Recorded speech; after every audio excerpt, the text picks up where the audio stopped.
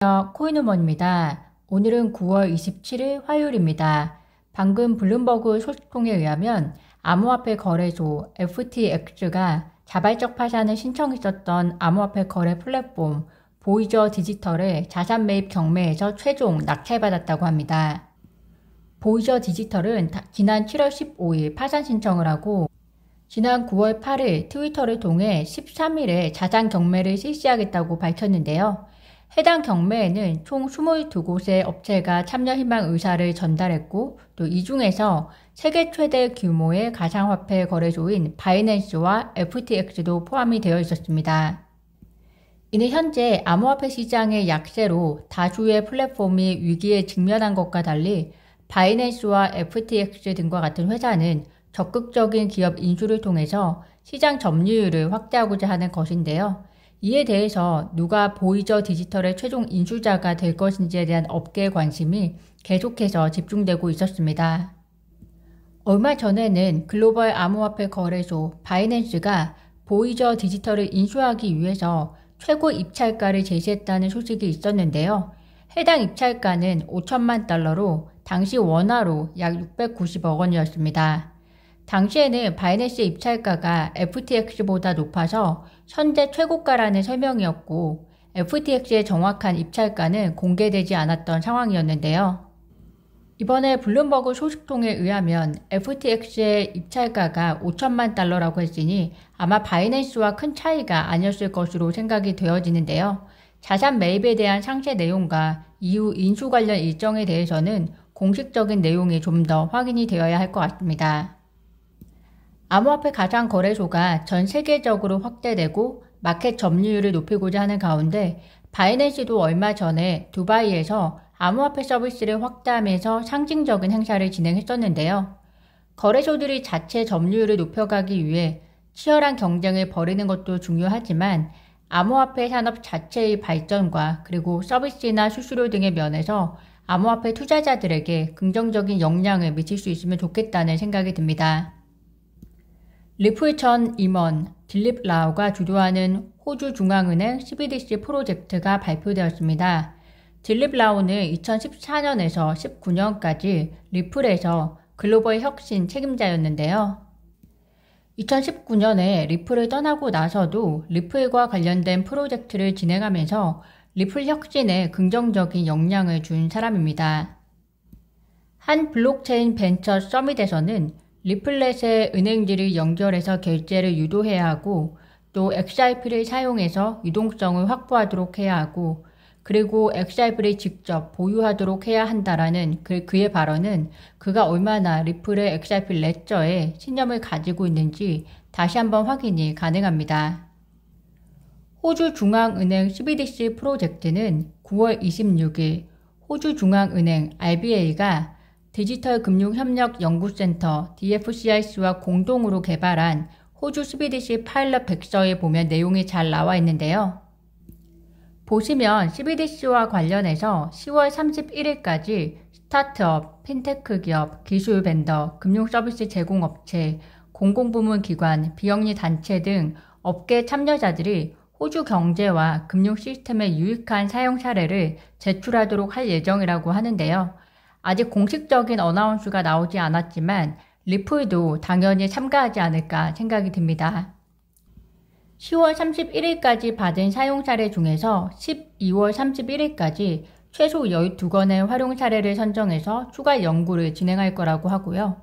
그리고 2023년 1월 1일부터 해당 사례에 대한 호주에서 시범 운영을 시작하고 그리고 6월 30일까지 최종 보고서를 제출할 예정이라고 합니다.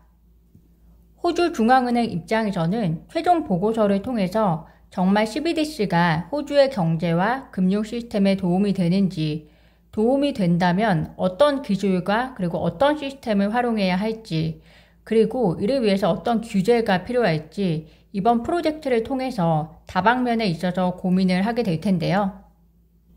이런 고민의 과정에 있어서 아무래도 이 프로젝트를 리드하는 딜립 라오의 영향력이 강할 텐데요. 그런데 딜립 라오는 리플의 XRP 레저의 뛰어난 기술을 누구보다도 잘 알고 있고 그리고 그 기술이 전 세계적으로 채택되도록 하는 역할을 리플에 있을 때 담당했었기 때문에 이 프로젝트에 파일럿으로 선정된 케이스들을 평가하고 궁극적으로 호주 CBDC를 채택하는 데 있어 리플이 좀 더 긍정적인 영향을 받을 수 있지 않을까라는 생각을 하게 됩니다. 리플 CEO 브래드 갈링하우스가 늘 이야기하듯 리플은 90% 이상 수익이 미국 외에서 발생하고 또 현재도 계속해서 직원들을 뽑으면서 전 세계에서 리플 업무를 하도록 하고 있는데요. 이번 호주 CBDC 프로젝트 파일럿으로 리플이 선정이 된다면 이를 계기로 호주에서도 충분히 사업을 더 확장해 나가는 계기가 될 수 있고 또 토론토처럼 영어권인 만큼 본사 이전도 충분히 고려해 볼 만하다고 생각합니다. 리플이 최근에 메타버스 음원 통합 플랫팅인 스팅거 그리고 음반사 아르마다 뮤직과 협업을 통해서 리플 XRP 레저 기반의 게임에서 음악 앨범을 발매할 계획이라고 발표했습니다. 스위프트와 CBDC 이야기만 듣다가 매우 신선한 소식인데요. 이와 관련해서 스팅거 공동 창업자는 게임을 통해서 음악 앨범을 출시하는 것은 새로운 기회다.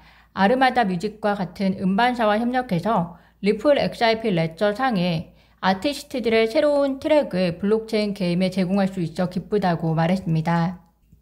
리플 CTO는 직접 샘플링을 진행해 보면서 내가 모르는 XRP 레저 프로젝트가 얼마나 많은지 참 놀랍다는 발언을 했는데요. 리플의 블록체인 기술이 워낙에 뛰어나니 그 기반 안에서 할 수 있는 프로젝트들이 무궁무진하지 않을까라는 생각이 듭니다. 어떻게 보면 리플로서는 참 소속만 아니면 행복한 기업이 아닐까라는 생각이 드는데요. 앞으로 XRP 레저 기반의 게임과 그리고 그 게임을 하는 사람이 원하는 음악을 XRP를 통해 구입하여 들을 수 있는 환경이 오는 날이 머지 않을 거라는 생각이 듭니다. SEC에 대항해서 크라켄 차기 CEO의 당당한 행보가 눈에 띄는데요.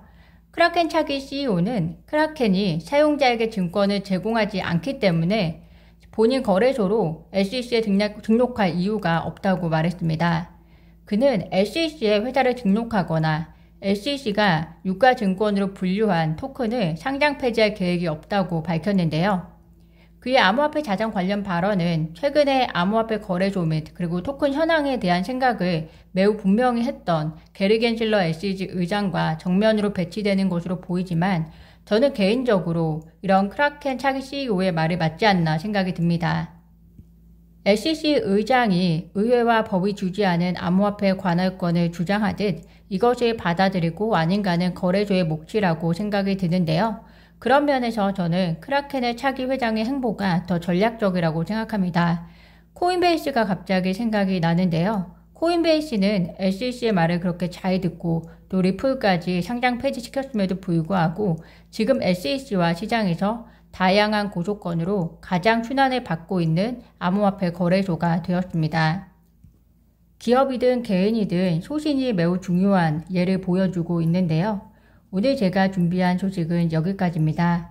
오늘도 영상 시청 진심으로 감사드리며 편안한 오후 일정 되시면 좋겠습니다. 구독과 좋아요, 알림 설정은 코인 음원에게 큰 힘이 됩니다. 감사합니다.